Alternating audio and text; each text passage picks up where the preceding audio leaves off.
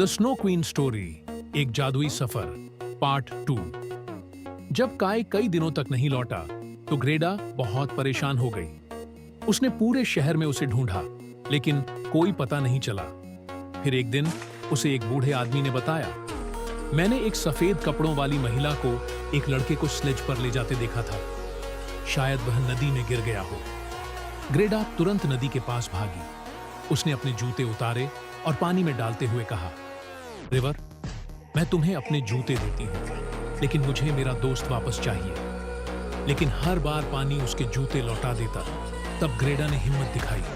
वह एक नाव में बैठ गई और नदी की धारा पर बहने लगी, यह सोचकर कि यह उसे काय तक जरूर ले जाएगी। नदी ग्रेडा को एक सुंदर बगीचे तक ले गई, जहां एक दयालु बूढ़ी औरत रहती थी।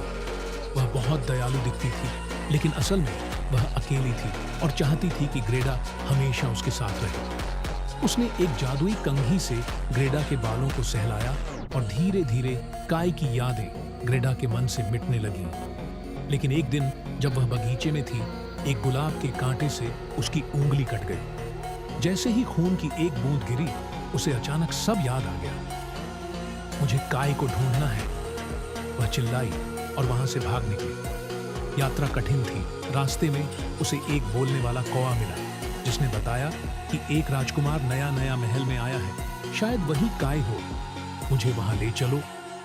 लेकिन जब वह पहुंची तो वह लड़का काय नहीं था। राजकुमार और राजकुमारी ने उसकी मदद के लिए उसे एक सुंदर घोड़ा और खाना दिया। इसके बाद जंगल में कुछ डाकुओं ने उसे पकड़ लिया, लेकिन डाकुओं की एक छोटी लड़की ने उसे बचा लिया और अपने पालतू हिरन से कहा, इस बच्ची को उत्तर दिशा में छोड़ आओ, जहां स्नो क्वीन का महल है।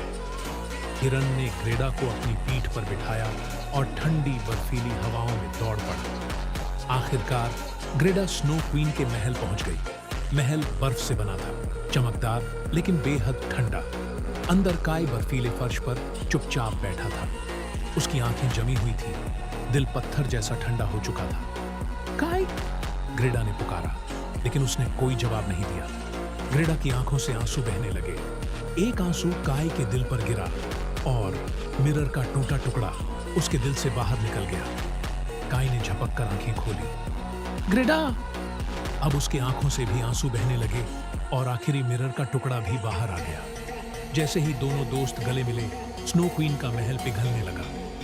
स्नो क्वीन ने उन्हें रोकने की कोशिश की, लेकिन ग्रेडा ने गॉड से प्रे की, कृपया हमारी मदद करें। और फिर सूरज की पहली किरण के साथ स्नो क्वीन हवा में घुलकर गायब हो गई। काय और ग्रेडा हाथ में हाथ डालकर अपने घर लौट आए।